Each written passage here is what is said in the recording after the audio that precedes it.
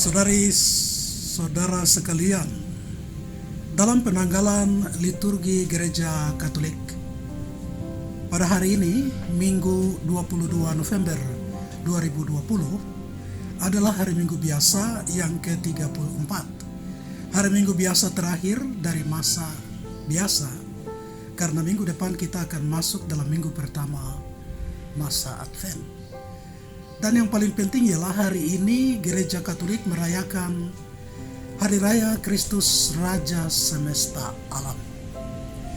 Ketika kita mendengar kata raja dan kerajaan, maka pikiran kita langsung tertuju kepada suatu istana yang mewah dengan pasukan pengawal, bahkan pasukan perang, serta para pelayan raja dan segala macam kemewahan yang ada di dalamnya.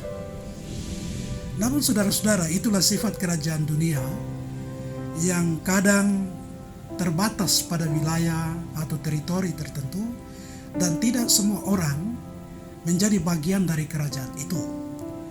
Dan bahkan menurut pengalaman sejarah manusia, bahwa ada banyak kerajaan yang akhirnya bubar dan tinggal cerita sejarahnya.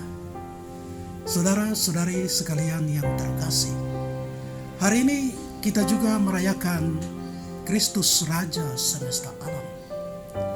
Pertanyaannya, apakah Yesus Kristus mempunyai istana? Tidak. Apakah Yesus Kristus memiliki sejumlah besar pasukan pengawal, bahkan pasukan perang untuk siap membela raja? Tidak. Apakah Yesus Kristus memiliki harta benda duniawi yang begitu banyak? Tidak. Yesus malah tidak memiliki apa-apa. Tetapi mengapa dikatakan ia adalah seorang raja, bahkan raja semesta alam? Ketika mendengarkan pertanyaan ini, saya teringat akan kata-kata Yesus sendiri pada bagian yang lain. Ketika ditanya kapan kerajaan Allah datang dan di mana. Saya menggunakan rumusan kata-kata sendiri. Kira-kira Yesus menjawab seperti ini. Kerajaan Allah itu tidak ada di mana-mana. Tidak ada di dasar laut, tidak ada di tengah samudera raya, tidak ada di puncak gunung, tidak melayang-layang di udara, atau tidak ada juga di dalam tanah. Tetapi kerajaan Allah ada di antara kita, yaitu ada di dalam hati manusia, hati kita masing-masing. Dan itu artinya kerajaan yang dimaksud oleh Yesus bagi umatnya, bagi kita semua, adalah kerajaan yang bukan terbatas pada wilayah atau teritori tertentu, atau kerajaan yang memiliki pasukan pengawal dan pasukan perang serta pelayan serta harta benda duniawinya, tetapi kerajaan yang lebih dalam arti sebagai suatu keadaan, suatu situasi hidup manusia yang memiliki ciri-ciri tertentu di mana Yesus menjadi raja di situ. Ciri-ciri kerajaannya Yesus itu apa? Ciri-ciri kerajaannya Yesus adalah di mana ada damai sejahtera, di mana ada kasih, di mana ada perbuatan baik, di mana orang saling memperhatikan dan saling menghidupkan, bahkan saling memperhatikan kepada orang-orang terutama yang berkekurangan.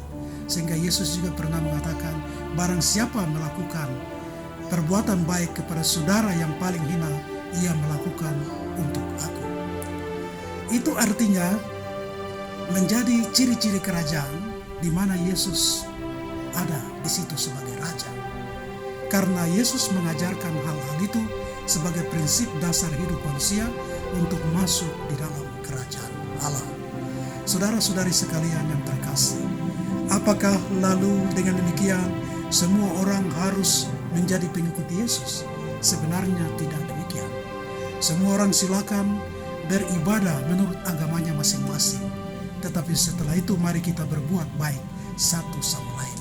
Itu jauh lebih mencerminkan kerajaan Allah yang Maha Kuasa yang sudah kita alami di dunia ini, dan akan mengalami kesempurnaannya ketika kita semua meninggalkan dunia ini.